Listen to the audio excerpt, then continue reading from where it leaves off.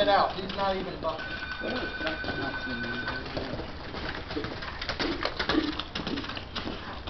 Sam, you need this every day, young man. Pluck means go, kiss means it's right before I'm going to give him a zinger on his rear end, okay? Plucks and kisses shouldn't differentiate things. You lose forward impulsion by doing it that way.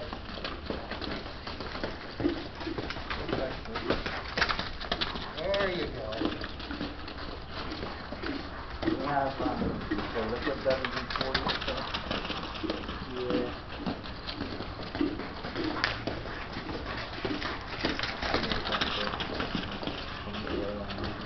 Do the white stuff.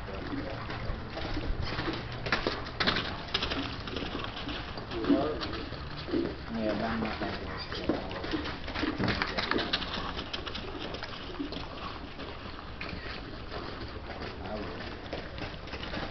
I'm going to wait till he smooths out a little bit more of his direction.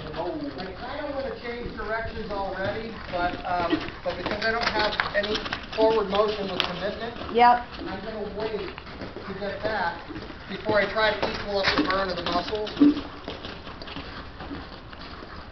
You know what I mean by burn of the muscle? Like if you were doing curl after curl after He's curl. better this direction than he's a little more stubborn going the other direction. 90% of them are better this direction because really? you lead on. Yeah, isn't that funny? Yeah. He's being good. He's keeping his mouth shut.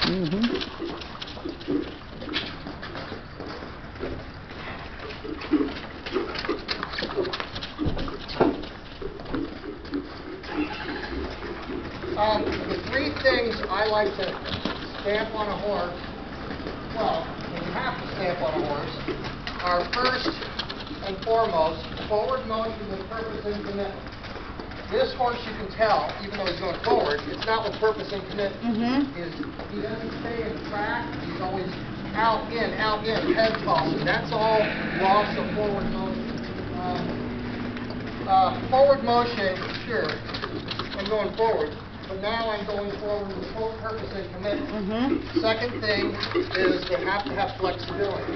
Flexibility comes in two forms.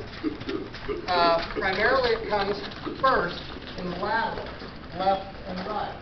Later comes linear, rounding and driving. You can only get linear after you start with an extra lateral. And if you think about it, forward motion with purpose and commitment and flexibility are opposite commands because you're asking the horse to go forward and then you're taking hold of their face. But there is that gray area. And if you can this is forward motion with purpose and commitment. His head is forward. He's not losing a lot of energy by going left and right, tossing his head. This is forward motion. I don't care if he breaks gait, especially a new young horse, inexperienced horse. I don't care what lead. I don't care if I'm in the saddle, what diagonal, as long as they're going like this. This is what you gotta have. But generally speaking, if you can put A and B together, forward motion with purpose and commitment, and flexibility, C follows, and C is a good attitude. You can only work with what God gave you. You know, some horses are for professional hands, other horses are amateur horses. And generally speaking, if you can put A and B together, you can make a good horse excellent, you can make a fair horse good to excellent, and you can make a rank horse good.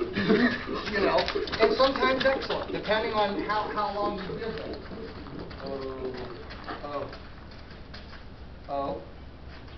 I'm going to step back, going the whip the other way, and that is automatically gives them a direction. That's the best turn I've seen him do. Now you see him, you see how I carry the whip. I was always to this way, going the other way. Now it's always to this way. And even if I just put it out, it should chase him. So what I'm saying is, I'm not saying a good stinger or a welt here and there isn't necessary, but this is how you make them more subtle to not having to do that. And Oh, there's something to be said for your threats aren't hollow. Look, I'm not talking about abuse. You know, if you're going to discipline the horse, let's say the discipline is a pot, and you take one wedge out of that pot, and that's the wedge you want them to go out the direction you want them to go. When you have the entire rest of the pie, that's where you don't want them to go. So when you ask them to do something like that turn, you have to be that communicative to the horse to send them towards that slice of the pie. And that's, I stop my body motion, I'm not really shaking, I am to a degree, but I'm more like throwing the chain in his face. Yeah. And I can tell you, this horse, like every other stallion, to me, he has the same frustration wrinkles. He's pent up. Yep. And yeah, I know exactly underneath that skin, underneath the eyes. Yes. Man, it's pretty. We'll change directions, back up, come around, don't let him. There you go. I gave him the slice of the pie.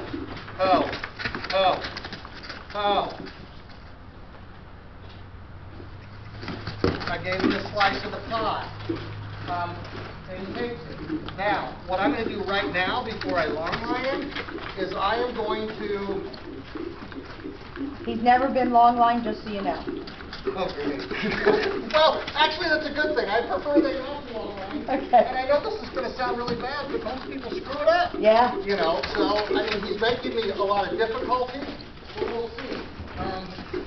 It's going to be real difficult without a round pen. Yeah. But I've broke horses without a round pen before. Some are good, and that's why I wanted to lunge him, so he can get a track going, and that can kind of be my round pen, so he sees the track.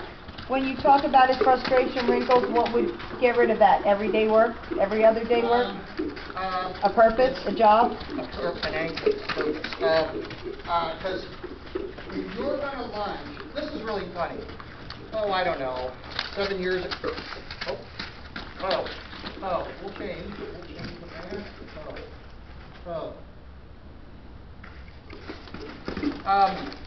About 7 years ago, I'm not really big on clinicians, you know, clinics. You know, Pat Pirelli's a very talented man, but he's kind of a sellout now that he's gotten up there and money making and stuff. He's no longer really about actually selling a product to the public. Right. But then the public is only so talented too, so he can't, you know what I mean? You can't get up there and sell the people who are only capable down here, sell them the stuff to somebody, or the horse is going to get hurt. But the clinicians I do like, I'll tell you their names in a minute, but about 7 years ago I was watching RFD TV. Do you get that here? No. Rural Farm TV. I don't think we do. And I saw this one clinician, and I thought, oh, this guy's pretty good. He trains a lot like me. Let me watch this guy. You know, arrogant me. You know, oh, he's pretty good. He's on TV. Oh, you know. And the first time I ever heard of him, it was Clinton Anderson from Australia. Yep, I like him. I really liked him, and I really liked Chris Tom. Anyway, you know, then after a while I thought, oh, Clinton Anderson seems to have a really strong following, and I'm thinking, oh yeah, he's pretty good, he's pretty like me. And here's just me in Montana, right? So, but what he talks about with the lunging and the anchor, when you asked me about what would get rid of that frustration, he has what he calls lunging for respect. And it's not just the term. It's the forward motion with purpose and commitment. Right now, this horse is going like a four-wheel drive Jeep. Down the line of the saddle, we want him going like a rear-wheel drive, you know, 12-cylinder Jaguar. That's how, and we want him light in the front end. So right now, this guy's got a job and an anchor, and I'm asking of the horse. I'm actually taxing what he's doing. He actually looks like he's enjoying it. Well, positive endorphins, I'm sure you've heard of those. Okay, so getting back to what I'm doing right now, I'm not lunging him to warm him up. I'm lunging him because how do we teach forward motion? At first we teach forward motion artificially through the use of speed. I want this horse, when I'm done lunging him, and you see that tiny little snap? Yep. That's how you breed subtlety.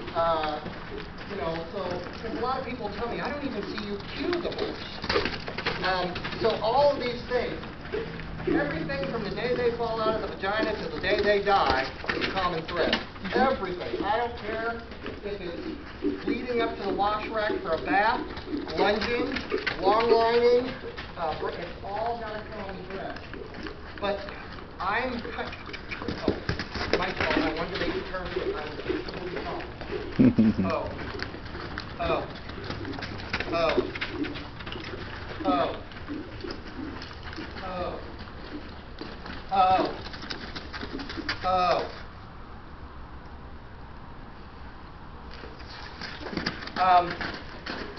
So what I'm doing right now, by making him go forward, is two things. One, I'm burning an imprint into his brain and his body to just go forward and not lose concentration, focus, don't lose forward motion with purpose and commitment.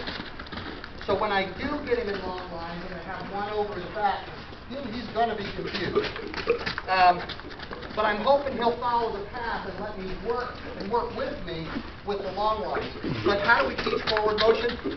When I'm done lunging this horse, I kind of want him to be taxed and even a little bit exhausted.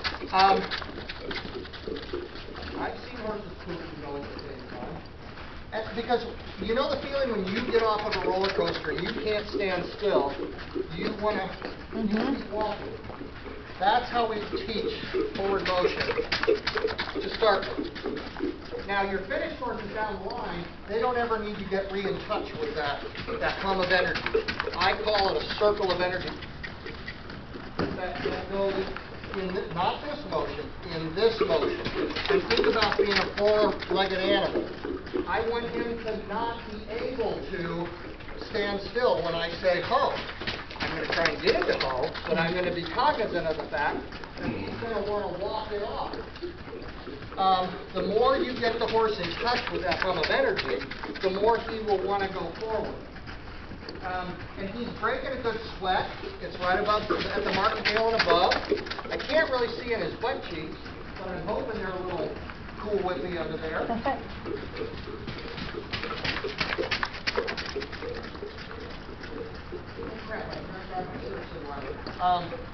Hey, in the trailer, Dave, there should be a black neoprene and nylon, I don't know, 3-4 inch wide strap with a bunch of D-rings on it and stuff. It should be in two pieces. I don't think I hooked it together, but it could be. And it should be laying over one of the two saddle racks. Okay. If you could grab that, I'm soon going to put that on. Okay. So, what would get rid of those wrinkles? I'll just